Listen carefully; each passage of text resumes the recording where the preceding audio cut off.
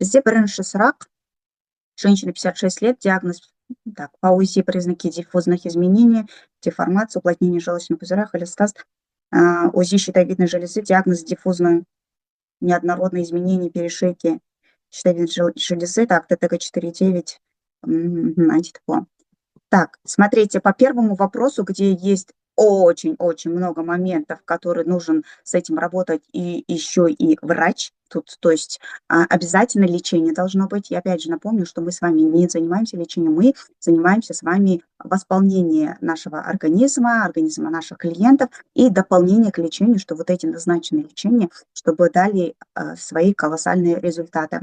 В первом варианте, то есть если вкратце идти, то есть гепатоз, липоматоз, холестоз, деформация желчного пузыря, и нагрузки есть. Хорошо, что камней нету. И анемия под вопросом, потому что там по анализам есть сниженный уровень витамина В12, есть снижение идет РБС, гематократит и так далее. Тут нужно обязательно допроверить железодефицитная анемия есть или нет. Для этого дополнительно сдается C-реактивный белок, ферритин, ОЖСС, а потом уже с гематологом вместе решаете этот вопрос, стоит ли принимать дальше железопрепараты. В данный момент из-за снижения B12 очень-очень низко. Нужно обратить внимание на состояние кишечника, то есть обязательно нужно балансировать микробиоту кишечника, нужно дать пробиотики, и чтобы усвоение было витамина B12, и дополнительно нужно дать B12. Тут еще нарушен углеводный обмен, поэтому идеально подойдет тут глюкобокс, то есть он будет снижать как раз глюкозу, который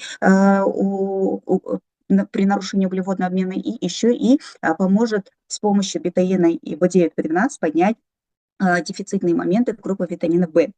Есть проблемы с почкой у женщины, креатинин 98, нужно обязательно сходить к нефрологу, уточнить эти моменты, стоит ли дальше обращаться и обследование делать. По щитовидной железе очень ярко выражены снижение функции щитовидной железы, то есть гипофункция идет щитовидной железы, и очень высокие антитела. Нужно к эндокринологу обращаться обязательно, чтобы поставили аутоиммунный тиреоидит есть или нет, дообследовать нужно обязательно. На данный момент вы не лечите, обратите внимание еще раз, вы не занимаетесь лечением, то есть мне слышно, да, хорошо? Что я тебя перестала видеть. Слышно. Все хорошо. Я слышу, что вы пишете қазақша, сұрақ орысша қойылған екен, поэтому орысша жауап беріп жатырмын, қазақша қойылған сұрақтардың бәріне қазақша жауап беремін. Итак, дальше. Обязательно нужно к эндокринологу сходить, да, обследоваться надо. Что мы можем сейчас помочь? Йод пока мы не даем, потому что очень высокий анти-ТПО, вы даете обязательно селен, обязательно нужно уровень витамина D подкорректировать, под контролем, конечно, надлежит. Омега-3 можете спокойно давать, цинк обязательно нужно добавлять к селену. И куркумин, чтобы снизить вот эти все воспалительные процессы, которые происходят и в печени, и, естественно, в щитовидной железе тоже. Дальше железо только после уточнения ферритина даете, омега-3 я сказала, да, и синхровитал 4 можете добавить, но обязательно надо обращаться к нефрологу, гастроэнтерологу и эндокринологу. Или сосрак. Недержание мочи бола ма?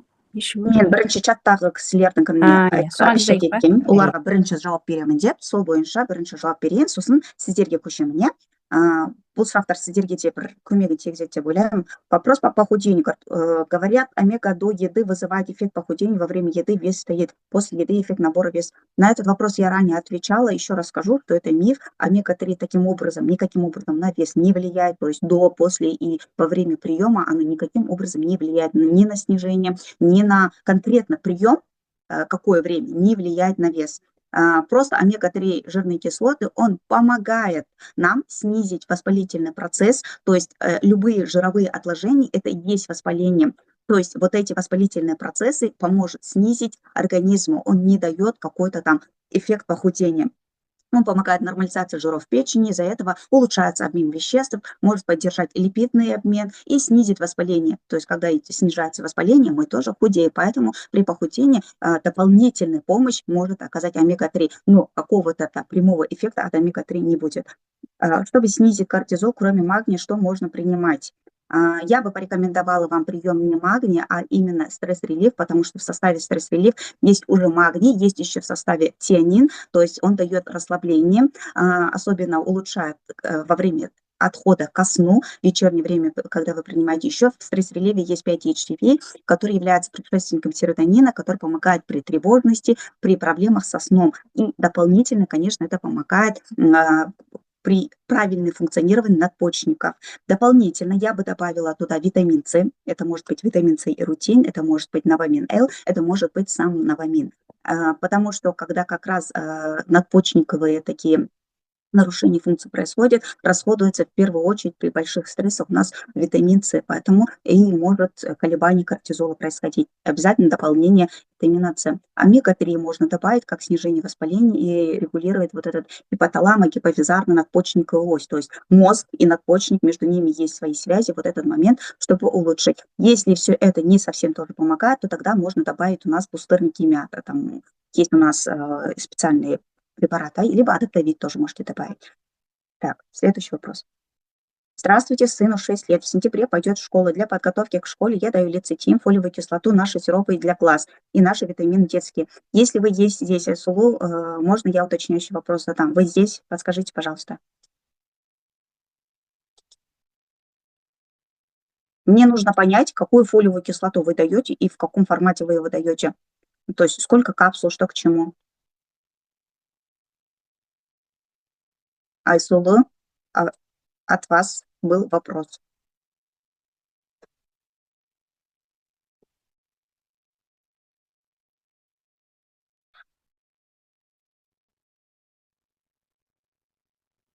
Так, Айсулу не отвечает. Смотрите, ответ скажу, возможно, переслушаю. Если идет речь о нашей фолиевой кислоте, то есть про метилфолат, который у нас есть, там дозировка очень огромная, его нельзя давать детям. Он не предназначен для детей. Тут нужно дать для профилактического баланса, достаточно дать наши комплексы, которые в жидком виде со вкусом ягоды.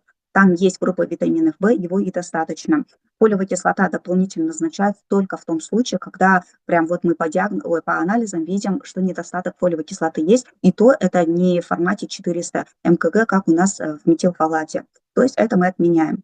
Прекрасно, что даете лецитин. Наши сиропы, про какой сироп идет речь, не знаю. Для глаз можно дать, для кишечника вы можете Oral Biotic дать, либо Nutrition 3+, можно давать.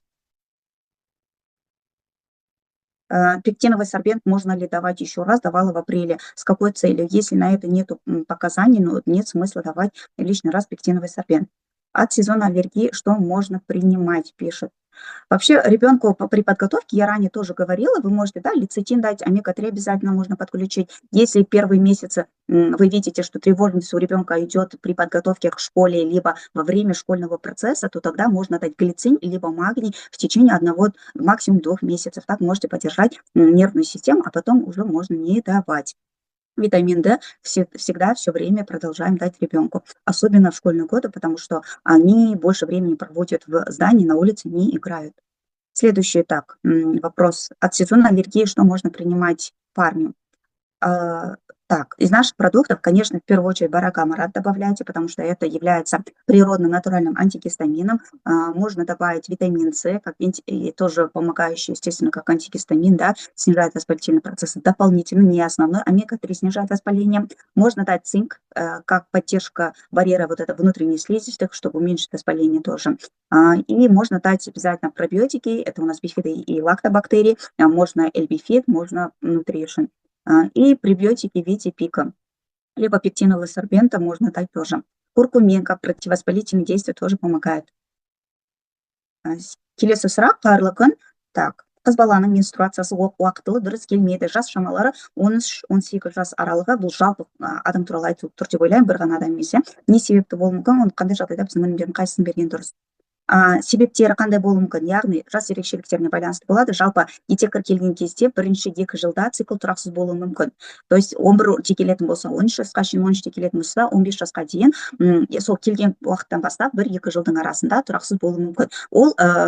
Яғни ол әлі толық гормоналды жүйе жетіліп үлгермегендіктен физиологиялық тұрғыда нормальный болып есептеледі.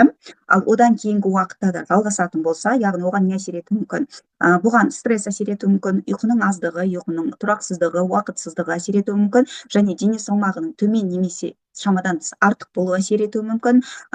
Сонымен қатар кейбір спортпен қатты айналысатын жасөспірім қыздарда етеккірдің дұрыс келмеуі болуы мүмкін, өйткені жаттығу шамадан тыс болады да, оларда ағза стрессте тұрып, сол себептен келмеуі мүмкін. Сонымен қатар қалқанша безінің ауытқуы болуы мүмкін. Бұл жерде гипотирея қазіргі жасөспірімдерде өте жиі кездесіп жатыр, ол жағына көп көңіл бөлуге болады. Сонымен қатар спокия деп айтамыз, синдром поликистоздық аналық бездер, яғни поликистозды аналық бездер синдромы, бұны инсулиннің ағзада дұрыс сіңбеуі, яғни оның клеткаға жете алмауы, оның сезімталдығының бұзылуының әсерінен болып жататын нәрсе. Бұл жерде яғни аналық безде майда поликистоздар пайда болады. Сол себептен де етеккірдің дұрыс келмеуі болуы мүмкін. Сонымен қатар жыныс мүшелерінің қабыну процестері болуы мүмкін, және темір жетіспеушілігі болуы мүмкін. Д витаминінің тапшылығы да етеккірдің дұрыс келмеуіне әсер етеді. Яғни осыған байланысты егер стресс болатын болса, міндетті түрде біздің органикалық магниті немесе мультихилат магниті берсеңіз болады. Олар жүйке жүйесін тыныштандырады, яғни соған байланысты етеккір циклінің бұзылғаны болса, оны қалыпқа келтіруге көмектеседі. Сонымен қатар Б тобының дәрумендерін қосымша тұрғыда беруге болады, циклдың дұрыс жүруіне байланысатындықтан міндетті түрде Д витаминін береміз, яғни оның жетіспеушілігі көбінесе осы гормондардың денсаулығын бұзады, сол себептен бізде етеккір келмей жатады. Егер қабыну болатын болса, оны міндетті түрде гинекологпен бірге қабынуды төмендету қажет. Жиі қабынып жататын қыз балалар болатын болса, оларға курспен куркуминді және омега-3 полиқанықпаған қышқылын беруге болады. Егер темір жетіспеушілігі болатын болса, оны да терапевтпен немесе гематологпен бірге қаншалықты темір беру қажеттігін беріп, біздегі хилат железаны беруге болады. Так, ары қарай. Келесі сұрақ. Саламатсыздар ма? Бауырды емдеу жолдарын айтсаңыз, өт бауыр ұйқы безі жайлы ақпарат берсеңіз. Бұл жалпы ақпарат деген сөз, яғни ол толыққанды сабақ ретінде өтетін нәрсе. Бұл туралы біз алдыңғы бір эфирлерде айтқан болатынбыз. Мүмкін сіз кейін қосылған боларсыз, мүмкін естімеген боларсыз. Қысқаша тұрғыда қазір айтып кетейін. Жалпы ол үлкен тақырыпта, сол себептен бұны қазір барлығын қамту мүмкін емес. Жалпы бауырдың қызметіне байланысты қандай нәрселер болуы мүмкін, иә? Бұл жерде майлы гепатоз, гепатиттер болуы мүмкін, цирроздар болуы мүмкін, өттің қабуына байланысты өттің жиналуы өте тас болуы мүмкін, холецистит, яғни өт қабының қабынуы болуы мүмкін, немесе өттің дискинезиясы болуы мүмкін, да, ол өттің дұрыс жүрмеу процестері, ұйқы безінің де көп процестері болуы мүмкін, қандай да бір ферменттің жетіспеуі, мысалы, сүт өнімдерін қорытылмайды, лактазаның жетіспеушілігінен, сонымен қатар амилаза, липаза, трипсин жетіспеуі мүмкін, олар әрқайсысы өзіндік ақуыз, май, көмірсуды қорытатын ферменттер, немесе оның ұйқы безінің бұзылуы инсулинге байланысты болуы мүмкін, глюкагон гормондарын шығаратындықтан оған байланысты бұзылу процестер болуы мүмкін. Оның әрқайсысы жеке қарастырылатын нәрсе. Сол себептен сұрақ ретінде, сұрақ бір ауқымды да, ол конкретный сұрақ емес. Сол себептен сізге ауқымды тұрғыда бұл сұрақ жауап барысында жауап беру мүмкін емес. Жалпы көңіл бөлу мақсатында тамақтануды міндетті түрде дұрыстау керек. Кез келген асқазан қорыту жолдарының бұзылу кезінде, яғни майлы, қуырылған аш тағамдарды азайту керек, қантты, газ сусындарын, фастфудты ішуді төмендетесіз, күніне жеткілікті суды ішу керек болады, чтобы олардың дұрыс ферменттердің болуы, қорытылу мақсатында да міндетті түрде тамақтану жөнін, сонымен қатар артық салмақ болмау жағына көп көңіл бөлу керек. Егер де бауыр өт жолдарының аурулары болатын болса, алкогольден бас тартасақ, нутрицептикалық тұрғыда оның қайсысына қалай әсер ететіндігі әртүрлі. Мысалы, өт қабынуы болатын болса, ол жерде лецитинмен қабынуды куркуминмен екеуімен бірге төмендету керек. Лецитин өттің қоюланған кезінде оны сұйылтуға көмектеседі. Ұйқы безі үшін оны, егер ферменттер бұзылатын болса, оны ферменттік қолдау қажет болады. Егер бұзылу процестері инсулинге байланысты болатын болса, онда мүмкін берберинмен, мүмкін глюкобокспен реттеу керек шығар. Әр адамға байланысты әртүрлі ориентир жасайсыз. Міндетті түрде әрине бұндай жағдайда УЗИ-ді жасайсыз, қанның талдауына, бауырдың ферменттерін қарау керек, АЛТС секілді, сосын қанттың мөлшерін қарайсыз, инсулиннің мөлшерін, липидтерді қарау керек болады. Сонымен қатар, егер де бұл острый фаза болатын болса, міндетті түрде гастроэнтерологқа бару қажет. Келесі сұрақ. Бала жоспарлап жүрген ерлі-зайыптыларға қандай витаминдер қажет дейді. Әйелдерге қажет витаминдер мен нутриенттер, егер ешқандай противопоказания, қарсы көрсетілімдері болмайтын болса, фолия қышқылы міндетті түрде қолданылады. Дозировкасы 400 пен 800 микрограммның арасында, яғни 1-2 капсула. Не себептен айтып тұрған 800 деп тұрған, өйткені егер қатты жетіспеушілік болып жататын болса, немесе алдындағы жүктілік кезінде осындай жетіспеушіліктің салдарынан баланың қандай да бір ақауларымен толған болатын болса, онда ол әйелге міндетті түрде 800 мкг, яғни 2 капсуладан қабылдау қажет болады. Ал әдеттегі әйелде 1 капсуладан 3 ай, кемінде 3 ай бойы қабылдау қажет. бұл 12 дәруменнің жетіспеушілігі бар болатын болса, оны міндетті түрде тоже қосу керек болады, өйткені ол нерв жүйесінің қан түсуін қолдайды. Егер ол жеткілікті болатын болса, қосымша тұрғыда қабылдаудың қажеті жоқ. Бізде темірдің жетіспеушілігі міндетті түрде әйел адам қарастыру қажет. Егер темір жетіспеушілігі болатын болса, онда біздегі темірді міндетті түрде қолдану керек. Ол бізде хелат түріндегі темір ешқандай қосымша қабылдаусыз керемет ағзада сіңеді. Сонымен қатар міндетті түрде йодты қолдану керек. Бұл жерде әрине, егер аутоиммундық аурулар жоқ болатын болса, барлық жүктілікке дайындалып жүрген әйелдердің барлығына йод міндетті түрде қабылдауға кеңес беріледі. Д дәрумені міндетті түрде толықтыру қажет болады, өйткені жеткіліксіздік бізде өте жиі кездеседі. Ол біздің әйелдің жүкті кезеңінде оның иммунитетіне, гормоналды балансына және сүйектің денсаулығына өте қатты әсер етеді. Ол іштегі құрсақтағы баланың да сүйек денсаулығына жақсы әсер етеді. Өйткені егер бала Д дәрумені жеткіліксіз болып туылатын болса, ол балада ең бірінші қатты білінетін нәрсе сүйек жетіспеушілігі, сүйектің дұрыс жеткізілмеушілігі, яғни сіздер жиі естіген рахит, сонымен қатар иммунитеттің иммунитеттің нашар болуына әсер етуі мүмкін. Міндетті түрде омега 3 қабылдау қажет, өйткені ол мидың дамуына әсер етеді, әсіресе құрсақтағы баланың миының дамуының әсеріне. Сонымен қатар жүктілік кезінде сіздің теріңіздің, тырнағыңыздың және шашыңыздың дұрыс қалыптасуына, оның беріктілігіне, оның салылығына да өзіндік әсерін тигізеді. Дайындық кезінде цинк пен селенді қабылдауға болады. Ол жасушаларды тотығудан қорғайды, сонымен қатар репродуктивті жүйені қорғап отырады. Ер адамдарға цинкті қосуға болады. Ол сперматозоидтардың түзілуіне және оның сапасының жоғары болуына көмектеседі. Егер байқаған болсаңыздар, қазір көп ер адамдарда сперматозоидтардың сапасы өте төмен және олардың жылдамдылығы, яғни қандай миллисекундтық жылдамдықпен жатырға жете алатындығы өте төмен болып жатыр қазіргі ер адамдарда. Әсіресе энергетик көп ішетін ер адамдарда осымен проблема. Сол себептен міндетті түрде цинкті қосуға болады. Бұл жолда идеальный шешім болып табылатын ол бізде Men's Box'ты 2-3 ай көлемінде ер адамға қабылдауына болады. Міндетті түрде селен қосуға болады. Ол осы как раз сперматозоидтардың қозғалғыштығын жақсартады. Бағана айттық қой, қандай жылдамдылықпен жүретіндігі, сол жылдамдығын арттыруға көмектеседі. Сонымен қатар омега 3-ті қосуға болады. Ол ер азаматтың қан айналымын жақсартады. Егер қабыну процестері болатын болса, оны төмендетуге көмектеседі. Сонымен қатар егер қажет болған жағдайда Б тобының дәрументерін қосуға болады. Яғни ДНК, білесіздер ғой, ДНК бізде тек қана әйел адамнан берілмейді, ол балаға ер адамнан да беріледі. Осы ДНК синтезінің дұрыс болуына Б тобының дәрумендері көмектеседі, өзіндік функциясын атқарады. Егер Б тобының дәрумендері ер адамда төмен болатын болса, ол жағдайда оны қосымша тұрғыда қосуға болады. Келесі сұрақ. Жүкті әйелге мама бокс қанша ай ішу қажет? 9 ай бойы ішу керек пе, әлде перерыв жасауға бола ма? Жасауға бола ма емес, міндетті түрде жасау керек. 9 ай бойы комплекстерді ішудің қажеті жоқ. Сіздер бірінші триместр кезінде бағанағы айтып, міндетті түрде фолий қышқылы, Д дәрумені, омега 3-ті қосасыздар, қажет болған жағдайда йод қосады, яғни бағана айтып, қарсы көрсетілім жоқ болса. Жалпы комплексті 2-ші триместрден бастап қосады. 1-2 ай көлемінде қабылдаған жеткілікті болады. Сосын 3-ші триместр кезінде тағы да 1-2 ай көлемінде қабылдауға болады. 9 ай бойы оны қабылдаудың қажеті жоқ. Мама бокс для кормящих 2 жасқа дейін ішу қажет па? Жоқ, оны постоянно тоже ішудің қажеті жоқ. Мама бокс, егер сіз емізулі ана болатын болсаңыз, 1-2 ай көлемінде жылына 2-3 рет қайталауыңызға болады. Так, балаларға витаминдерді анализсіз қандай беруге болады? Балаларға ешқандай анализсіз Д3 дәруменін тәуліктік бойынша беруге болады. Сіздердің чаттарыңызда бар балаларға өткен біздің эфиріміз, сол жерде прям мен көрсеткен қай жастағы балаға қандай анализсіз, қандай мөлшерде дәрумендерді беруге болатын. Омега 3 қышқылында ешқандай да анализсіз беруге болады. Лецитинді егерде байқасаңыздар өті толғанын немесе өтінде өт қышқылының қоюланған байқасаңыз, немесе оның жүйке жүйесінің жұқарып жүргендігі байқасаңыз, немесе сөйлеу қабілеті төмендеп қандай да бір кекештік пайда болған жағдай болатын болса, лецитинді 2-3 ай көлемінде қосуға болады. Жалпы сіздердің чаттарыңызда бар, ол ссылкамен кіріп, балалардың денсаулығы туралы эфирді қайталап қарасаңыз жөн. Так, артық салмағы бар әйелдерге берберин бергенде 3 айда ішу қажет пе, ұзақтығы қанша?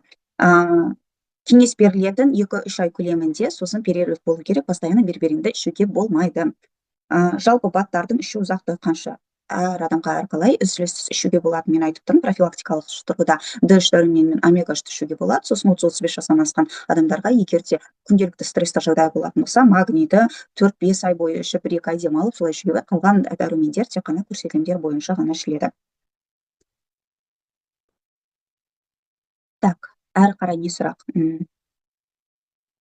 Сәлеметсіз бе? Менде сұрақ. 35 жастан жоғары адамның өті қою, ұйқы безі ауырады, оған қандай өнім сынсақ болады?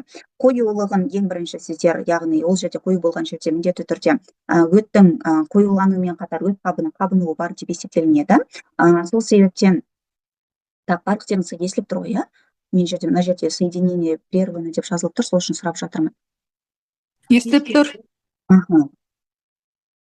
Так, ары қарай жалғастыратын болсақ, бізде мысалы жалпы өттің қоюланған кезінде, яғни өттің қабынуы міндетті түрде бар деп есептеледі. Өттің қабының именно қабынуы, сонымен қатар қоюлануды біз лецитин арқылы сұйылтамыз. Өттің өт қабының қабынуын төмендету мақсатында куркуминді бересіздер. Сосын 2 аптадан немесе 1 айдан кейін міндетті түрде синкровитал түртті қосу қажет болады. Өйткені жаңағы сұйылған өт қышқылын ағзадан уже шығару қажет болады. Ұйқы безі ауыратын болса, ұйқы безінің ауру себебін анықтау керек. Бұл жерде міндетті түрде тамаққа көп көңіл бөлу керек. Яғни көбінесе майсыз тамақтарды, қатты емес тамақтарды дұрыс шайнауды қамтамасыз ету керек. Сонымен қатар консерванттарды көп, мысалы колбаса секілді, немесе қорытуға қатты қиын тағамдарды азайту керек. Ет өнімдерін дайындау барысында лимон қышқылын немесе алма су сіркесін, яғни яблочный уксус дейміз ғой, сонымен алдын ала жаңағы етті обработка жасағандарыңыз дұрыс. Өйткені ұйқы безіне нагрузка түсірмес үшін олар қосымша тұрғыда оны дайындау барысында ыдыратуға көмектесетін көмекшілер болып табылады. Бізде пока Қазақстанда жоқ, біздің қосымша тұрғыдағы ферменттеріміз Ресейде еще бар, бізде Қазақстанда әлі рұқсат берілмегендіктен бізге алып келінген жоқ. Бұл жағымен әрине жұмыс жасалып жатыр. Уақыт өте келе бізге ол бетайын келеді деп ойлаймыз. Сол келген кезде жалпы соны рекомендация жасауға болады ұйқы безіне байланысты. Қазір ЭПАМ 11-ді қосуға болады. Эрозияға қандай өнім ұсынсақ болады дейді. Қай жердегі эрозия туралы айтып тұрған түсінбедім. Эрозия кез келген жерде болуы мүмкін. Ол ішекте болуы мүмкін, ол асқазанда болуы мүмкін, ол теріде болуы мүмкін, сыртында да, ол жыныстық жақта эрозия болуы мүмкін. Қай эрозия туралы айтылып тұрғанын білмедім. Егер сіздер үшін эрозия ол тек қана әйел адамның қанаптағы эрозиясы туралы айтылатын болса, оған уточнение жасап жіберсеңіз, осы жерде бар болсаңыз, қазір микрофонды қосып сұрағыңызды толықтырып жібергеніңіз дұрыс болар еді.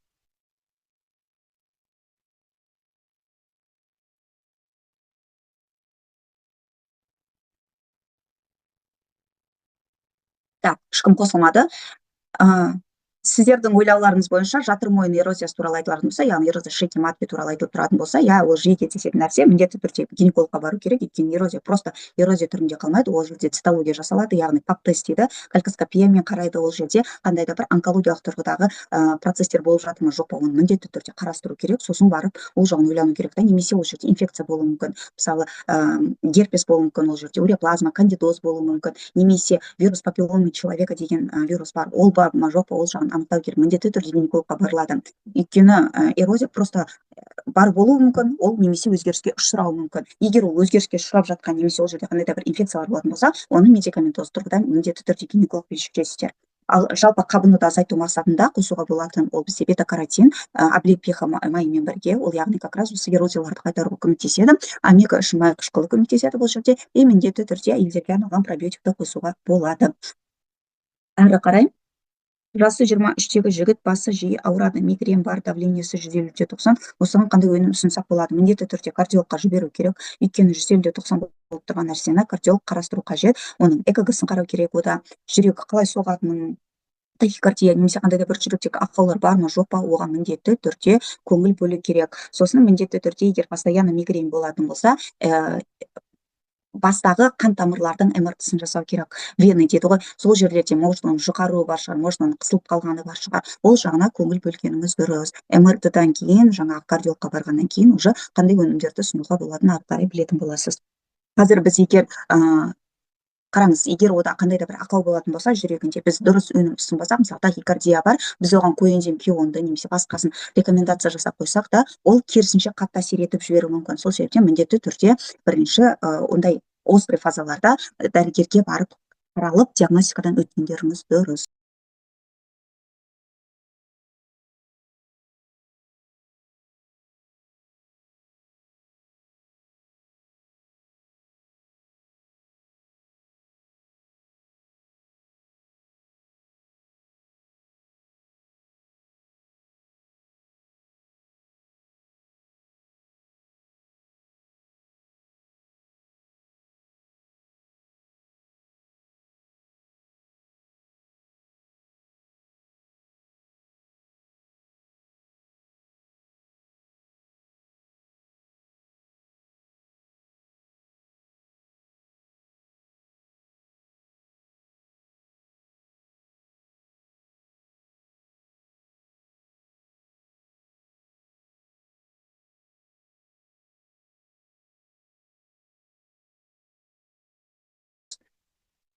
Так. Здравствуйте всем. Можно во время беременности пить очищающий дренаж чай дейді. Жоқ, нет, во время беременности нельзя пить такие вещи. Жасы 32-дегі әйелде бетінде прыщ көп шығады. Уход жасаса да ол неден болуы мүмкін? Қандай өнім ішуге болады?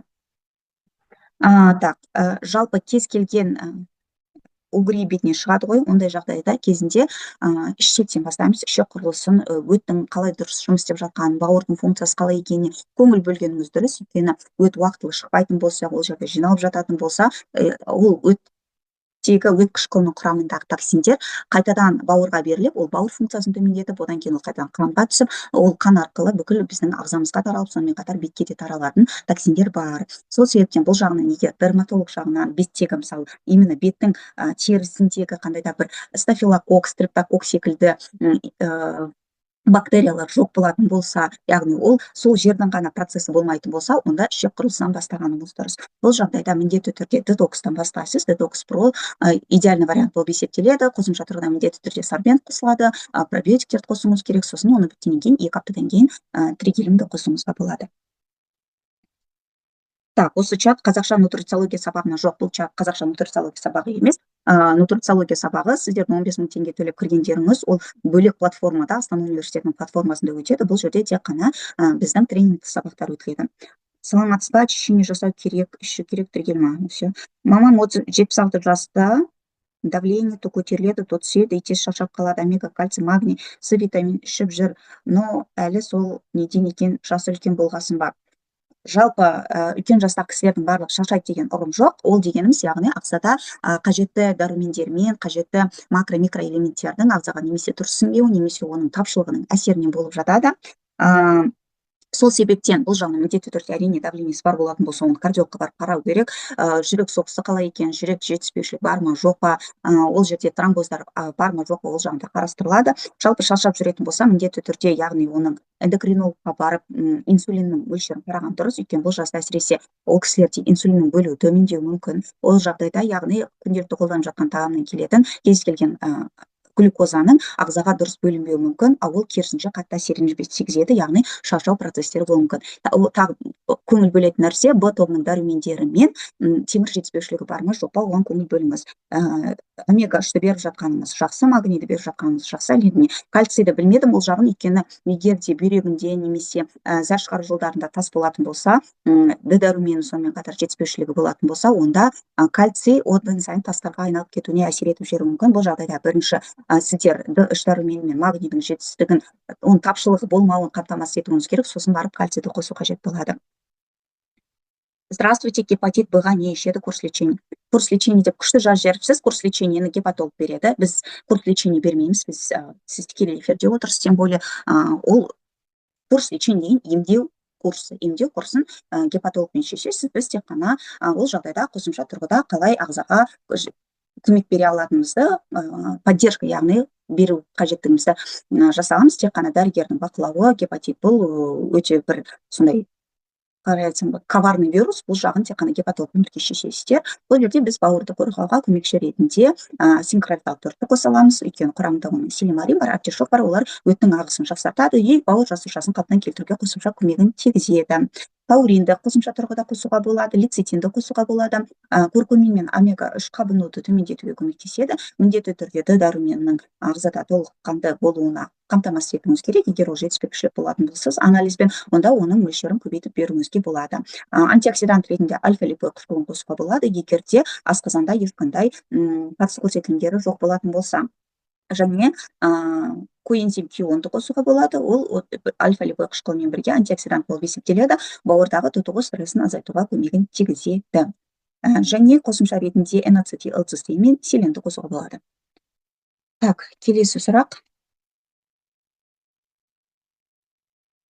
Обращаюсь по поводу сына. Ему 3,5 года, он хорошо понимает обращенную речь, однако не произносит слова полностью. В детский сад ходит с 1,5 лет, социализация. Прошли курс лечения у остеопата, сейчас пьем лецитин, мультивитаминный сироп, витамин С, подключил ЭПАМ-1000 и омега. Если вы здесь, ответьте, пожалуйста, на вопрос, зачем вы подключили ЭПАМ-1000?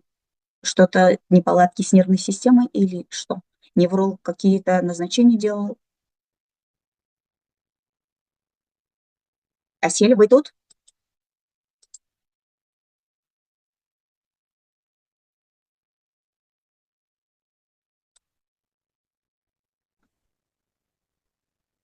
Асель, мы ждем от вас комментарий.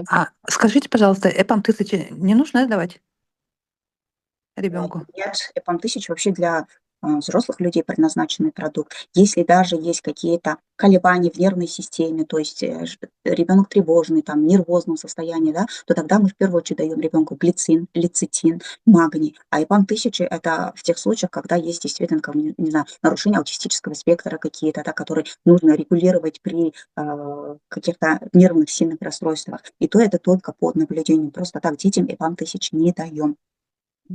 Понятно. Так, А что вас нужно нет дополнительно давать? дополнительных в каких ситуациях? Ну, чтобы ребенок не говорит поэтому полностью. Что не сделал? Я плохо услышала. Ну, он понимает, но он не говорит вообще. А вы Асель, да? Нет, я не Асель, Асель Емельяновна, это бабушка. Все. Но то, что вы лецитин подключили, хорошо. Вы обращались к дефектологам, либо нефролог ставил ли какой-то диагнозы, там, посмотрел, исключили ли ЗПРР, ЗРР. Нет.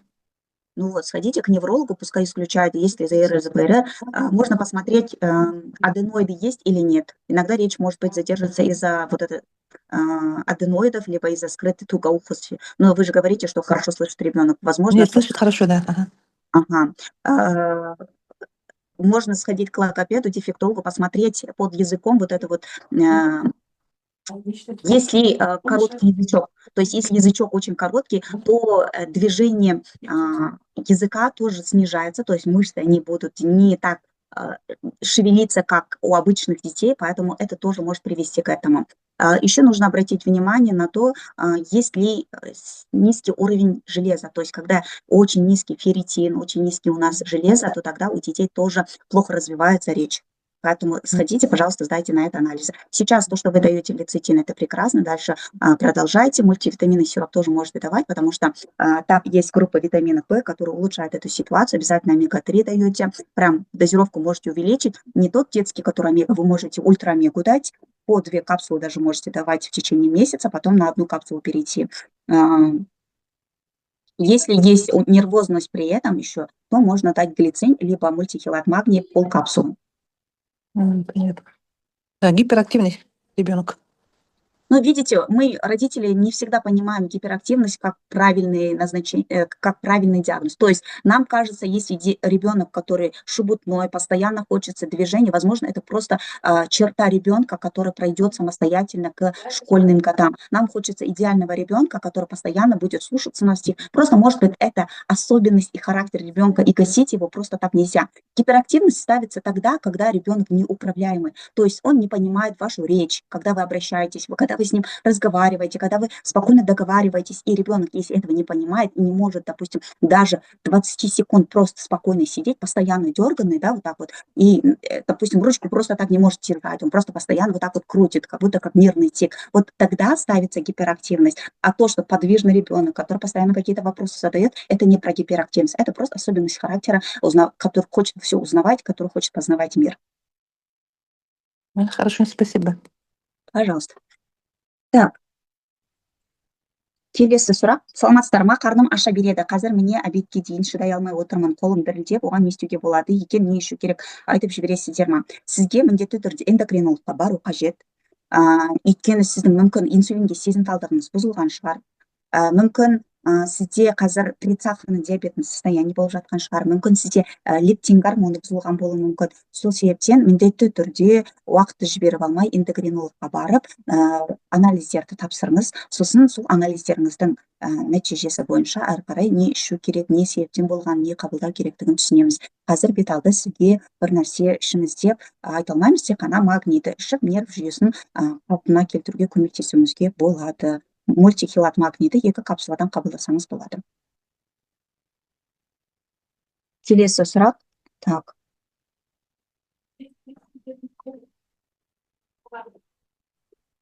Әрі қарай жазған екенсіз, анализ тапсырғанда сахар 7 болды деп, тек қана сахарды ғана емес, енді сипептид, лептин және инсулинді қарау керек.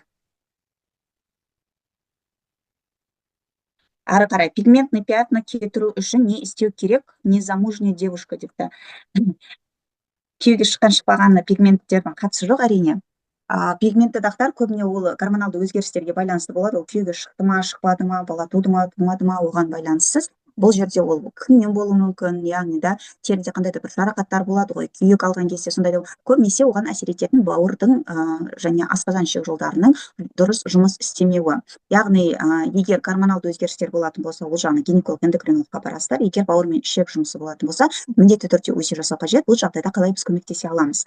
Әрине күннен қорғайтын кремді жағу қажеттігін оны сіздер білесіздер. Біз енді ағзаны тазалауымыз керек. Бауырға көп көңіл бөлу керек. Мұндай жағдайда міндетті түрде сіз лецитинді қосуыңыз керек. Міндетті түрде глутатион кем дегенде 3 ай, сосын глутатионнан кейін N-ацетилцистеинді, яғни қосуыңызға болады. Ол өзіңіздің глутатионыңыздың синтезделуіне ағзада көмектеседі. Міндетті түрде селен, мырыш, сосын мед дейміз ғой, қазақша мыс, солардың ағзада жеткілікті болуын қамтамасыз ету керек. Міндетті түрде азелаин қышқылы бар болатын болса, оны қосу қажет болады. Пигменттерді азайтады, ол бетке теріге жағатын нәрсе. Сонымен қатар ішпе қабылдайтын D3 дәрімен жеткілікті болуын қамтамасыз етуіңіз керек. Жаңағы лецитин мен синправитал 4 ішкеннен кейін, 1 айдан кейін детокс проны қосып, детокс про кем дегенде 3 курс жалғастырасыз. болады, ештеңе бұл шарафым. Ештеңе.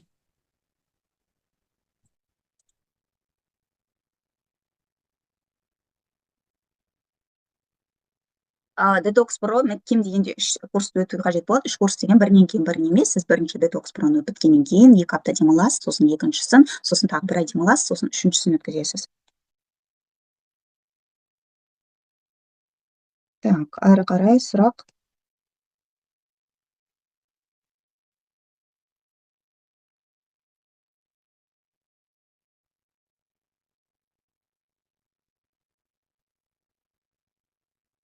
Сұрақ. Кажется, сұрақ бітті ғой деймін. Бұл жақта сұрақ бітті, енді мен сіздерге көшемін. Так, бірінші сұрақ.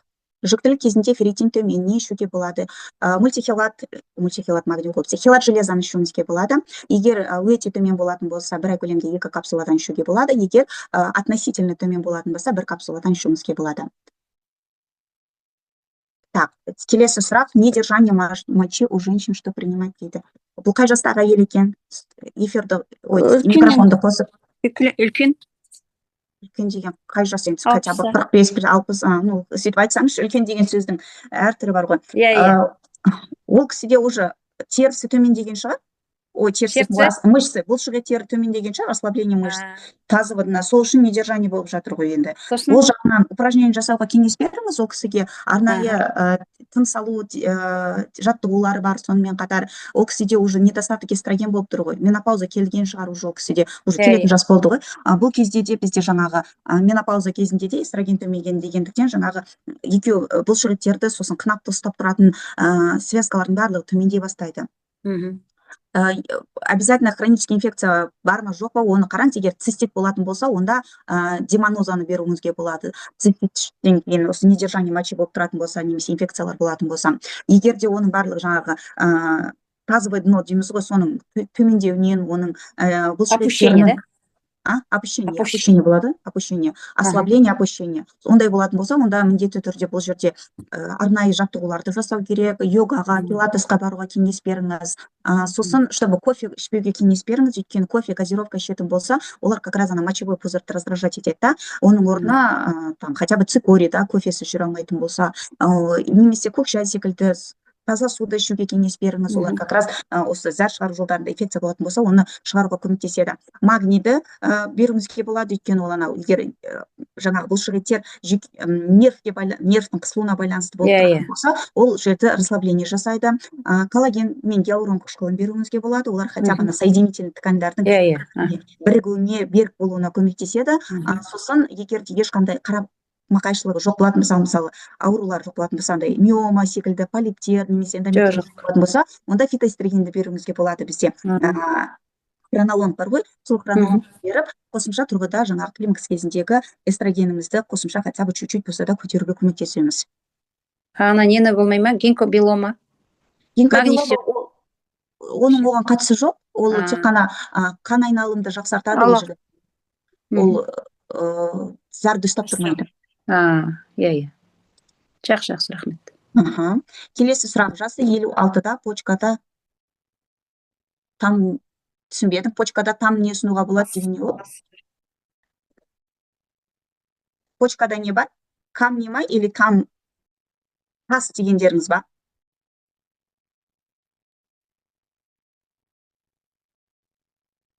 Так, ешкім жауап бермеді. Яғни тас шығар деп ойлаймыз.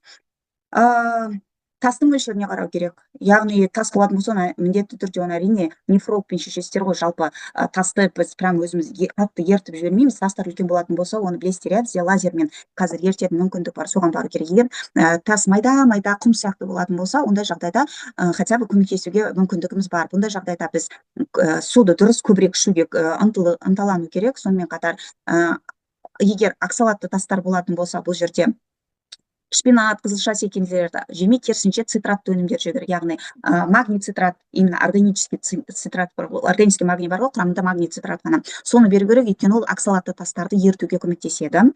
Кейінгі жағдайда да оның болдырмауына көмегін тигізеді. Сосын бізде органический цинк, ол жерде де цитрат түрінде, оны беруге болады көмекші ретінде. Сосын бұл жерде омега 3-ті беруіңізге болады. Егер қабыну процесі бүйректе болатын болса, оны төмендетуге көмектеседі. Және де бізде медвежий ушки бар ғой, соны беруге болады. Так, әрі қарай сұрақ чатта. Балам 7-де ЗРР гиперактивный өнімдерін береміз. Біздің өнімдерден лецитинді, магний глицинді беруіңізге болады бұл жағдайда. Так, салмақты азайту үшін не ішуге болады? Турбачай, фитосорбент, тағы не? Турбачай мен фитосорбент сізде салмағыңызды азайтпайды. Мен көп өткен болатын сабақтарды, бізде YouTube-те сабақ бар, артық салмақтың не себептен болатын, оның әр түрі бар. Мысалы, эстрогендеріңіздің, прогестеронның дұрыс болмауы, яғни әйел адам гормонының дұрыс болмауынан болатын артық салмақ бар. Инсулинге қатысты салмақ бар, артық. Сонымен қатар гипотиреоз, қалқанша бездің дұрыс жұмыс істемеуінен болатын салмақ бар. Кортизолға байланысты салмақ бар. Осының әрқайсысына арнайы өзіндік өнім бар. Ол туралы YouTube-та айтқан болатын. Прям ашсаңыз, қазақ тілінде өткізілген эфир бар. Соны міндетті түрде қарап шығуға кеңес беремін. Саламатсыз ба? Сұрағым бар еді. Сіз кортизол гормоны жайлы айттыңыз. Осы гормонды ретке келтіру үшін не істеуге болады? Қандай өнім бар бізде ішетін? Бағана айтып кеткен болатын, стресс релиф міндетті түрде қосылады. Сосын адаптавитті қосуыңызға болады. Егер де нервтік жүйелері Б тобының дәрумендерінің жетіспеушілігінен одан сайын асқынып жататын болса, онда бетаин Б комплексті қосуыңызға болады. Но міндетті түрде стресс релиф кем дегенде 2-3 ай қабылдау қажет. Рахмет сізге. Сол кезде қатып қалыпта дұрыс ести алмай қалып едім. Все, хорошо. Почкада құм бар деді, және жиі дәретке шығу, әсіресе таңертең кісінің дәретті ұстай алмай қалуына не ұсынамыз? Почкада құм туралы бағана айттым. Қазір ғана жиі дәретке шығу деген қай жасқа байланысты екенін түсіну керек. Егер таңертеңге қарай тұра беретін болса, мүмкін сахар көп шығар. Яғни егер қанда қант көп болатын болса, таңертеңге қарай ол кісілердің дәретке шығуы мүмкін. Егер ол бүйрекке қатысты болатын болса, онда бүйректе қабыну процестер болатын болса, бағана айттым, омега 3 куркумин оны төмендетуге көмектеседі, медвежий ушке қосуға болады, және құмды шығару үшін ағзадан цитратты өнімдерді қосамыз, яғни магний цитрат, цинк цитраты. Бір клиентім анемия, әйел адам, қандай өнімдер ұсынамыз? Анемия дейді, қандай анемия? Б12 анемиясы бар, Б9 жетіспеушілігінен болатын, темір жетіспеушілігінен анемия бар. Уточнение керек.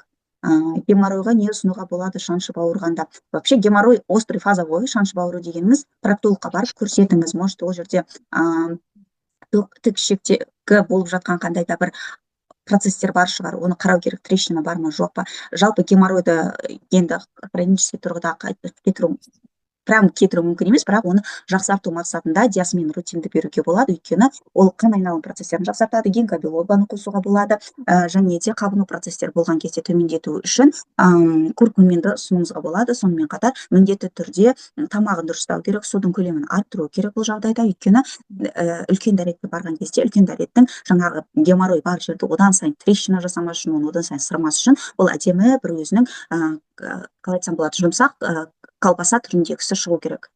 Қатып қалған түрде шығатын болса, постоянно оны қырып геморройды одан сайын асқындырып жібереді. Саусақ арасын өттегі полифке не берсек болады екен? Қазір күте тұрыңызшы, мен сұрақты толық өткен жоқпын бұл кісінің сұрағын. Кешіріңіз. Саусақ арасына жара шығады, ыдыс жуатын сұйықтықтан, аллергия қарсы ыдыс жуатын сұйықтықты просто ауыстыру керек, и все. Енді сұрағыңызды қойсаңыз болады. өтте полив бар дейді 25 жастағы қыз. Өтпен бауырдың жұмысын жақсарту керек, бағана айттым. Ол жерде куркумин, лецитин қосылады, синкровитал 4, сосын глутатион немесе N-ацетилэлцистеин. Рахмет. Скрытый половой орган. Түсінбедім сұрағыңызды. Скрытый половой орган деген не? Сәлеметсіз бе, Нұр? Сәлеметсіз бе? Сұрақ келді. Половой орган ер бала 7 жастағы осындай. Скрытый половой орган дейді. Соны қалай түсінуге болады? Ол енді туа біткен ерекшелігі шығар. Операциямен ету керек деп айтады. Иә, оны тек қана дәрігермен барасыз ғой, біз енді оның туа біткен ерекшелігі болса, қазір оны қайтадан сыртына шығарып жібермейміз, ол жерде тіндердің ақауынан болып тұр ғой, ол барып хирургқа міндетті түрде барып қарастырыңыз баланы. Жировой сыртында. Жировик бар ма сонда? Оны витамин жетіспеушіліктен болмай ма? Ол туа біткен нәрсе ғой, ауытқушылықтар болып тұрып, ол жерде байланыстырушы тіндердің ақаулары болуы мүмкін. Оны міндетті түрде дәрігерге барып қарастырыңыз. Ол тек қана витаминмен шығарып аламын деп барлығына витамин бере бермейміз ғой. Міндетті түрде барып дәрігерге қарату керек. Егер де оны ашу қажет болатын болса, ол өзі дәрігер сол жерде шешеді. Жақсы, рахмет. Урологқа немесе детский хирургқа жіберуіңізге болады. Солардың айтқаны ғой. Енді ол жерде майлы тін болатын болса, олар алып тастау керек қой. Терісін түзету қажет болады, может быть, пластика қажет болатын шығар. Жақсы, рахмет. Келесі сұраққа көшейік. Так, климакстың алдын алу үшін миоинозитол және дикиямстағы ішу керек па? Климакстың алдын алу деген сұрақ түсінбедім. Климакс өзі келеді ғой, сіз ол климакс ерте келмес үшін қалай дайындалу керек деген сұрақ па? Или климаксты вообще келдірткіңіз келмей тұр ма? Ол табиғи нәрсе, плюс-минус бәрімізге келеді. Егер сұрақ ерте келмес үшін қалай ағзаны дайындауымыз қажет деген болатын болса, онда бұл жерде миоинозитол емес, дикиямс та емес. Жалпы қабыну процестер болмауына, гормоналдық байланыстардың дұрыс болуына көмектесуіміз керек. Яғни д3 дәрумен толыққанды жеткілікті болу керек, екен осы д3 дәруменнің жеткіліксіздігінен біздің эстроген мен прогестеронның екеуінің балансы бұзыла бастайды. Қабыну процестер болатын болса, оны біз омега-3 қышқылымен реттей аламыз бұл жағдайда.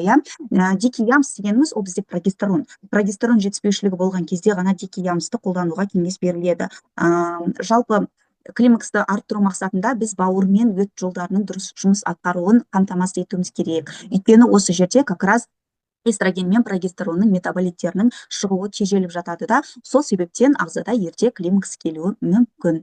Бұл тек қана бір ұғым ғана емес, ол тағы көп себептерінің бірі болып табылады. Сол себептен жалпы ағзаңызда стресс аз болатын болса, ағзаңызда жаңағы детокс жүйелерінің ішінде осы бауыр, ішек жолдары, өт дұрыс жұмыс істеп тұратын болса, д3 дәрумені, омега-3 жеткілікті болатын болса, қалқанша безіңізде бұзылыстар жоқ болатын болса, сізде климакс ерте келмейді. Яғни ол тек қана өз уақытында ғана келеді. Осы жағына көңіл бөлесіз.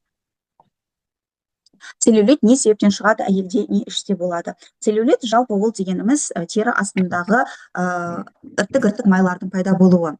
Целлюлитке көбінесе қатты әсер ететін ол бізде ісіктер, яғни отечность деп айтып жатамыз ғой. Көбінесе суды дұрыс ішпегендіктен отечность болады, немесе ұйқыңыз дұрыс болмағандықтан болады, немесе ағзаңызда ақуыздар жетіспеген жағдайда болады.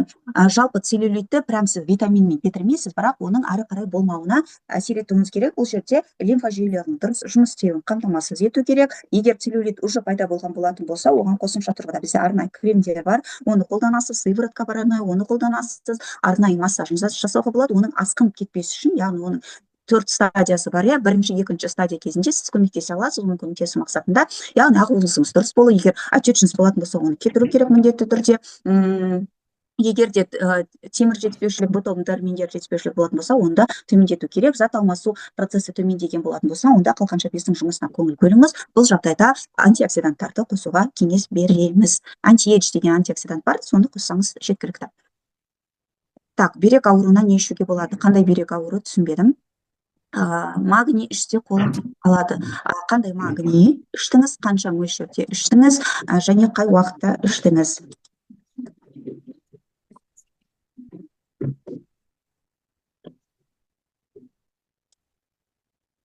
Эфирге барсыз ба?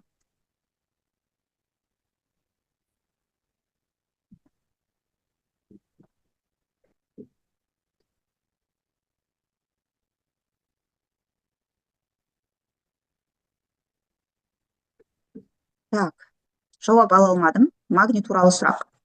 Негізі жалпы магний керісінше бұлшық ұрысып, ұйып қалуын төмендетеді ғой. Ол магнийден болу прям ешқашан менде практикада болған емес екен. Мүмкін сіз дозасын қатты жоғары көтеріп жүрген шығарсыз, или сізде ағзаңызда кальций, калий, натрийдің осы магнийге байланысты өзіндік тепе теңдігі бұзылуы мүмкін. Сол кезде ағзада ұю сезімі секілді болуы мүмкін. Или сізде, может быть, цитратты магнийді көп ішіп қойдыңыз ба, уточнение керек болып тұр да. Жалпы кальций тапшылығы кезінде болуы мүмкін. Сол себептен D3 дәруменін бірінші ішіп, сосын кешкісін магнийді бізде именно который мультихилат магнийін бір капсуладан ішіп байқап көріңіз. Егер одан да ұйып жататын болса, онда жазыңыз, міндетті түрде. Прям магнийда онда ешқашан практикада болған емес екен. Так, әрі қарай сұрақ. Так, сұрақты жазбаңыздар, уже бізде 1 сағат уақыт өтіп кетті. Мальчику 15 лет, папиллома вышло, что можно применить. Папиллома дегеніміз ол вирус қой. Папиллома, вирус папилломы человека деген. Бұл жағдайда көбінесе жаңағы углеводтардың дұрыс ағзада болуына көмектесу керек, яғни олардың дұрыс ағзада сіңуіне. Нарушение углеводного обмена дейміз ғой. Бұл жағдайда сіз егерде бала углеводты тамаққа, яғни көмірсулы тамақтарға тәбеті жоғары болатын болса, оны көп жейтін болатын болса, қамыр өнімдері, тәтті тағамдарды, онда міндетті түрде оның санын азайту керек. Бұл жағдайда миоинозитолды қосуыңызға болады, және міндетті түрде сорбент беру керек болады, және 15 жастағы балаға детокс проны қосуыңызға болады. Детокс, да? Иә. Магний күнде кешке жатарда ішіп жатамын, зависимый болып қалғандаймын, бірден ұйықтап ұйқым қанық тұрады, зияны жоқ па іше берудің. Сосын истоки премиум 1 жылда үзбей ішеді, оны ішпесе іші қатады, сосын қайта ішеді. Сіздер қазақша жазғанда да хотя бы толық жазсаңыздар сөздерді. Оны да іше берудің зияны жоқ па? Сіздердің кедеріңізді ауыстырып біткенше де қиын болып жатыр маған. Так, магнийді қай жастағы кісі постоянно ішуіне аса прям зиян жоқ, бірақ истокиді ешқашан үзбей ішуге болмайды. Ол іштегі микробиотаңызды, шектегі микробиотасын да құртады. Іші қататын болса, оның проблемасын іздеу керек басқа жақтан. Возможно, ол кісіде синдром избыточного бактериального роста, грибкового роста есть. Может быть, синдром циркадим раздраженного кишечника бар. Или оның ішін қататын тамағына байланысты, немесе ұйқысы дұрыс емес, ода яғни жүйке жүйесінің дұрыс болмауына байланысты. Негізі нәжістің шығуына білесіздер ғой, мидан сигнал келеді бірінші очередь. Оны просто так ішек өзі шығармайды, яғни ішекке бізде мидан сигнал келеді. Содан кейін барып, ми оған сигнал береді, біз үлкен дәретке баруға дайынбыз деген сияқты, сонда ғана ол ашылады. Мүмкін жүйке жүйесінің дұрыс болмағандықтан шықпай шығады. Бұны жүйке тұрғыда уже қарастыру керек, міндетті түрде гастроэнтерологқа барсын, немесе нутрициологтың кеңесін алсын көмектесу мақсатында. Геморрой туралы айттым уже. Можете дать таблицу или список состояний, когда нельзя пить коллаген. Мен алдындағыны сіздерге айттым ғой, коллаген, когда нельзя пить дегенді. Неге постоянно осы сұрақ келе береді екен? При любых онкологических процессах нельзя пить коллаген. Если у вас есть наросты какие-то, тоже нельзя пить коллаген. Если гормонозависимые какие-то заболевания, как, допустим, гормонозависимые миомы, то тогда тоже нельзя пить коллаген. Если у вас есть заболевания, связанные с нарушением обмена белков, то тогда тоже нельзя коллаген, потому что коллаген — это белковая структура. Если есть недостаточность почек, то тоже нельзя коллаген принимать. При остальных всех ситуациях можно принимать коллаген. Так, ЗПРР туралы бағана айттым. Енемнің көзі құрғап кеткен, қандай өнім ұсынуға болады? Vision Box берсеңіз болады. Кортизол гормоны көбейгенде не істеуге болады? Стресс релиф, седалищный нерв қысылған дейді, не пайдалансам болады? Қанша уақыт? Қысылған седалищный нервті босату керек, немесе массажға барыңыз, немесе остеопатқа, мануалистке барып босату қажет. Кальцийдің жақсы сіңу үшін қай уақытта және қандай витаминмен ішкен дұрыс? Кальций жақсы сіңу мақсатында ең алдымен бірінші D3 дәруменімен магнийдің ағзада жеткілікті болуын қамтамасыз ету керек. Содан кейін барып кальций беріледі. Егер ол екеуі жетіспейтін болса, кальцийді ішкеннен ол жақсы сіңбейді. Немесе ол кальцинация жасауы мүмкін, яғни тамырларда, немесе зәр жолында, бүйректе, құм секілді, немесе оның мысалы тамыр болатын болса, ол жерде қатып қалуына алып келіп соғады. сол себептен міндетті түрде д дәріменің жеткіліктілігін және магниттің жеткіліктілігін қамтамасыз ету керек. Ол екеуін дұрыс қамтамасыз еткенде де ағзада кальций жетіспеушілігі болатын болса, сонда ғана қосымша тұрғыда беру керек. Саламатсыз ба? Седалищный нерв ауырады, грыжа нешеге болады? Грыжа бойынша хирургқа барасыз, седалищный нерв туралы остеопатпен мануалистке барасыз. Кортизол гормоны көбейгенде жаңа ғана сұраққа жауап бердім. Жүктілік кезінде ферритин төмен не беруге болады, бағана жауап бердім. Энурезге 9 жастағы балаға не ұсынуға болады? Энурездің проблемасын анықтау керек. Егер энурез нефрологпен бірге сіздер шешкен болсаңыздар, яғни ол зар шығару жолдарында инфекция болатын болса, онда бұндай жағдайда ол балаға демоноза немесе медвежий ушки беруге болады. Егер ол психологиялық процестерге болып тұрған жағдай болатын болса, энурез жиі болады. Энурез психологиялық жағдайларға байланысты, онда психологпен жұмыс жасау қажет. Кортизол гормоны көбейгенде қазір ғана айттым, стресс-релив, герпес и частые болезни во время месячных, простуда постоянно мучает много лет, лечение от врача не помогает, что можно пить? Так, частые болезни во месячных, простуда мучает много лет, лечение, пью комплексный витамин, ритмы здоровья, чистку пила. А какое лечение вам давали? Просто противовирусные, как ацикловиры? Здравствуйте, да, 35 лет, в основном после 3-4 беременности очень снизила витамин D, переболела коронавирусом, после этого несколько лет каждый месяц мучает герпес, каждый месячный это сопровождается гриппом, простудой, витамин D даже прокапывали. Не усваивается? Нет, вроде на время как бы нормально, но потом опять, я так понимаю, что у меня все показатели снизились, потому что все были, и ферритин, все низко было. Пропивала, детоксы, много чего пропивала. Вот, наверное, первый месяц, когда герпес, сейчас простуда опять, но герпес не вылез в первый месяц за вот последние 2-3 года точно. Также выходили грибки, прям на пальцах, ногти прям отваливались. Делали даже операцию на ногти. Ну, врачи вообще просто руками разводят, говорят, что у тебя как бы так и будет, у тебя кисты будут расти и так далее. Щитовидка тоже, когда простуда, она у меня получается как увеличивается, то есть наружная прям видно ее. Ну, предлагали, конечно, уже и гормональную, но я не захотела, потому что это вес лишний будет, то есть как бы пока детоксами справляется вроде организм, вес контролируется, ну, вот, но прям таких сахарных зависимостей и так далее нет в организме. Вот. Основной момент, мне надо вот этот герпес в узде держать, то есть, потому что он у меня как бы на видных местах постоянно выходит. И мне Можно я несколько уточняющих вопросов задам вам? Как у вас со стрессом? Стресса очень много в жизни. Что пьете? Магний, стресс-релив сейчас пью. Сколько вы принимаете уже стресс-релив? Стресс-релив 2-ю упаковку, а магний на постоянной основе уже практически год магний принимаю. Магний, глицин принимаю, что там у меня антистрессово. Иногда не справляется у меня, получается, то есть если магния больше выпиваю, то у меня такая сонливость, усталость, когда адаптовит или же там вот еще капельки есть, я забыла название, энергия. У вас есть гаймориты, кариес, ангина какая-то хроническая? Гайморит хронический, более 20 лет, 3 операции сложные, с подозрением на менингит была. Кистозный тоже гайморит был. Вот. Нарастала еще киста снаружи на руке, ну, врачи сказали, что ты ударила где-то, ну, в общем, ее вырезали, внутри такой был твердый комок.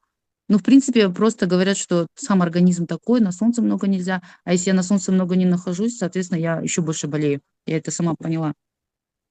Смотрите, что я бы вам сейчас порекомендовала. Вообще, в идеале вам нужно обратиться не просто к врачу, а к какому-то, допустим, эндокринологу, интегративный гинеколог, который организм не так, чтобы вот ваши просто женские органы смотрят, а целостность нет, либо интегративный нутрициолог, который все будет вот рассматривать. Как направление сейчас вам нужно сдать на аминокислотный состав белка. То есть, когда часто бывает, когда... Ой, кто тут? Отключите, пожалуйста. Сейчас, подождите, я отключу. Когда нехватка происходит аминокислоты лизин, блин, я же опять отключила. Когда недостаточность идет аминокислоты именно лизина, то тогда как раз такие вирусы часто выходят. Именно лизин сдерживает вирус герпеса, чтобы снизить эту активность, Особенно когда предменструальный период.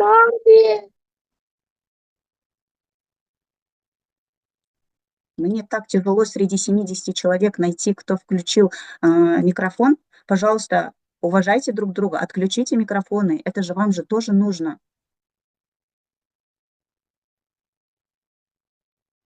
Неужели не можете просто обеспечить выключение микрофона? Не давайте детям, чтобы они не включали. Это же простые уважительные процессы. Переходим обратно. Я надеюсь, вам было слышно, когда недостаток лизина, часто бывает, что вирус герпеса быстро-быстро распространяется по организму, потому что у нас у всех есть вирус герпеса, мы просто их сдерживаем, чтобы частых рецидивов не было. Поэтому нужно сдать анализы на аминокислотный профиль. Есть специальный такой анализ. Просто особенно в предменструальный период у нас снижается из-за дисбаланса гормональных процессов, может ослабевать организм, иммунитет снижается. И я обратила еще внимание на работу кишечника, то есть, скорее всего, там есть СИБР, либо СИГР, то есть синдром избыточного бактериального роста, либо грибкового роста. И то, что витамин D у вас не держится долго, даже при том, что вы прокапывались, да, обратить надо внимание на уровень парадгормона. Если он неправильный, то тогда уровень принимаемых, там, дополнительно получаемых системой витамин D не будет держаться. Порекомендовала бы вам заранее, получается, если у вас цикл, вы знаете четко, когда придет, за 5-7 дней до месячных усиливать прием витамина С. Это может быть витамин С рутин, это может быть новамин Л, это может быть новамин. По 2 капсулы в день можете принимать. Принимать нужно цинк, у нас есть органический цинк, он прекрасен. И вот после того, как вы сдадите аминокислотный профиль, если недостаточность лизина, то нужно будет дополнительно его добавить, чтобы сдерживать герпес. Постоянный прием омега-3 и витамин D, пробиотики минимум 2-3 месяца. Остальное уже как бы в индивидуальном порядке, чтобы решить, нужно идти к хорошему специалисту.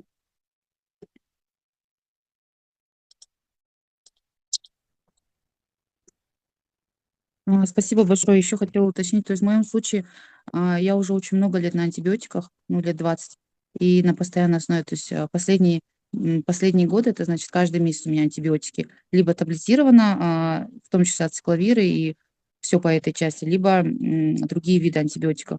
И вот я Слушайте, как понимаю, ацикловир – это не антибиотик, это противовирусный препарат. Поэтому уточните, пожалуйста, это действительно антибиотик, либо противовирусный препарат? противовирусный — это когда у меня герпес на меня нападает, то есть это внешне я мажу и таблетированно принимаю, но в последнее время он мне не помогает вообще. А антибиотик все равно от вирусов не помогает, смысла его принимать вам? Потому что само состояние, как вот постоянно такое простудное Ломкий, да? состояние.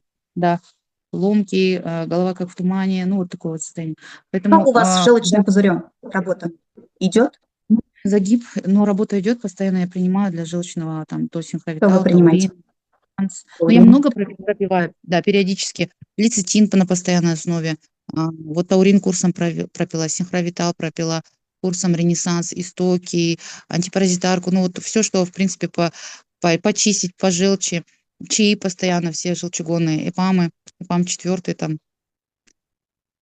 Ну, то есть много проблем. Знаете, вам бы еще бы сдать анализ на метаболит эстрогена и прогестерона. Есть специальный анализ, вы из какого города, не знаю, но в Алматы, в Астане точно есть они. В крупных лабораториях, как, допустим, Инвиво, Инвитро, Хеликс, везде они есть. Это метаболиты, которые...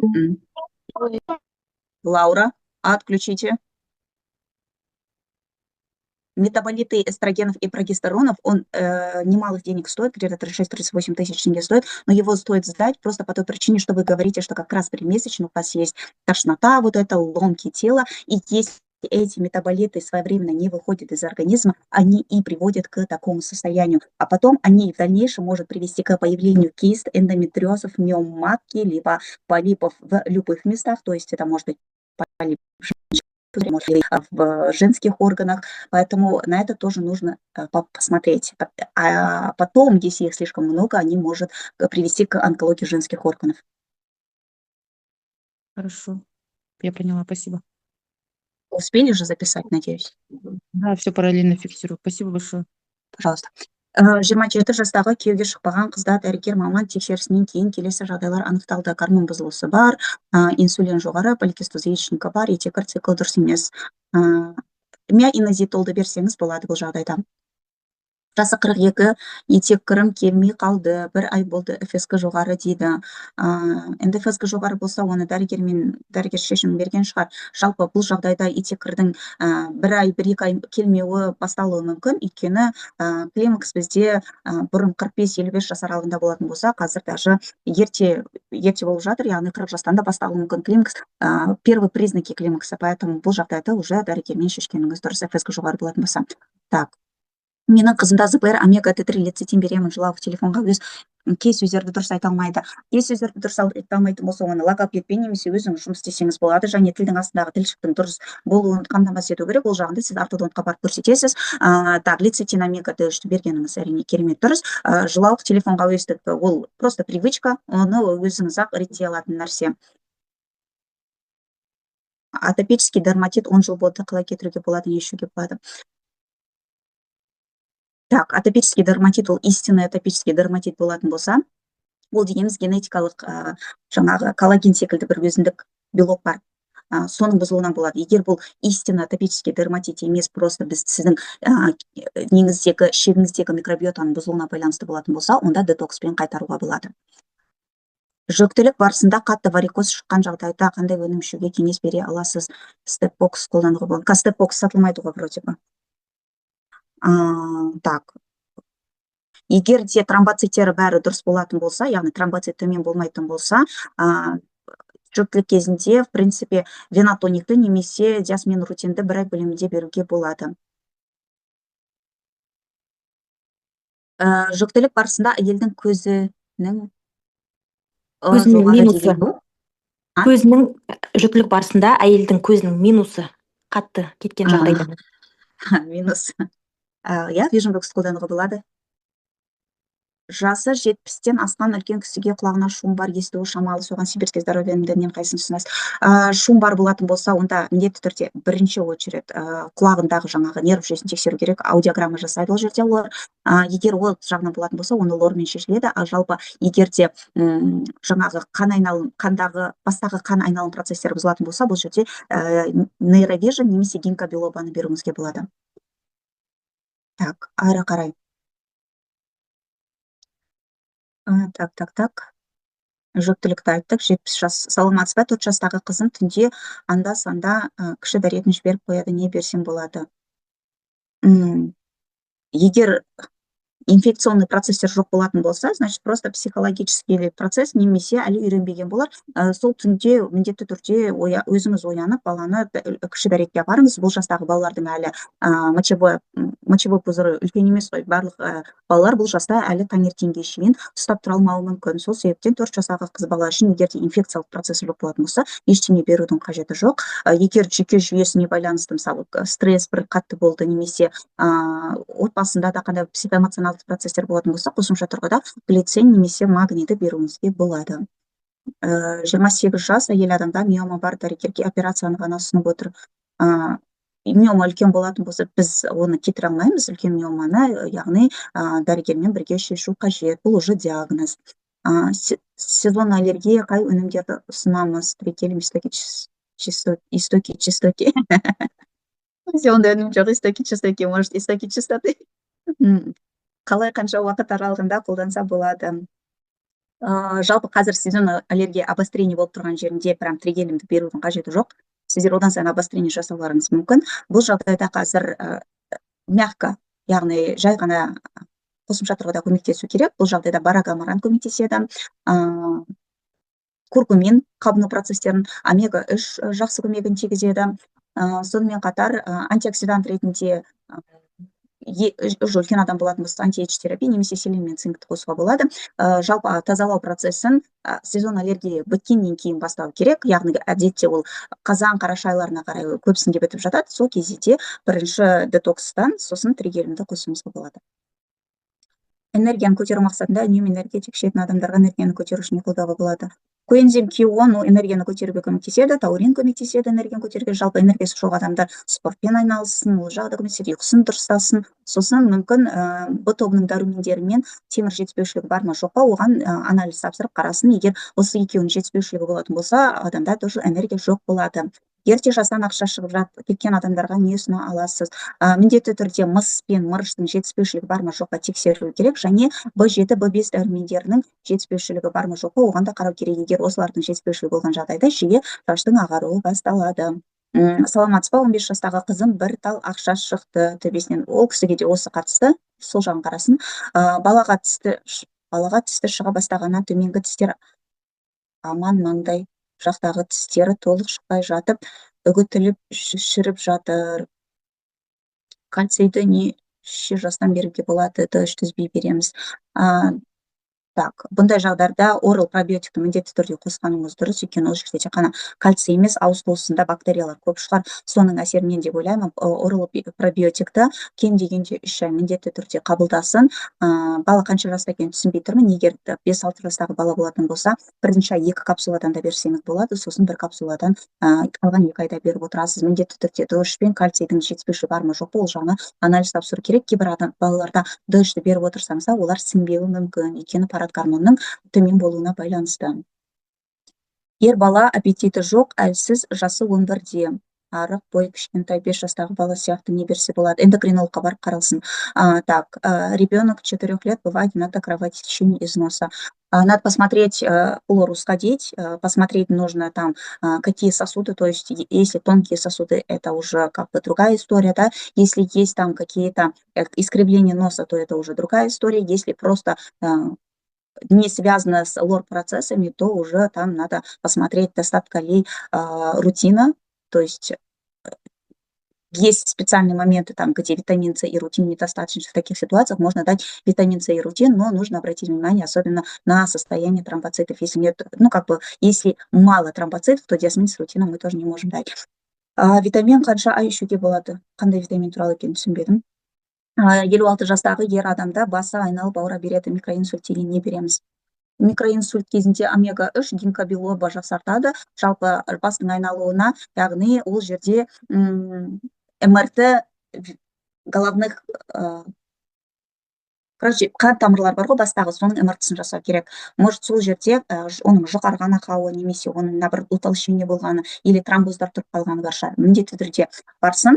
Микроинсульт кезінде ол жағын уже кардиолог қарастырады. Біз қосымша тұрғыда гинкобилоба, омега-3-ті қоса аламыз. Аллергияға пикті 3 мезгіл ішу керек. Сіздің утверждениеңіз ба? Пик дегеніміз клетчатка. Клетчатка аллергияны кетірмейді, клетчатка дегеніміз ол микробиотаны қалыптастыруға көмектеседі. Сонымен 1,5 сағат уақытымыз өтіп кетіпті. Бізде негізі 1 сағат болған еді. Келіп уақыт бөлгендеріңізге рахмет. Сұрақтардың барлығын айтып үлгердік деп ойлаймын.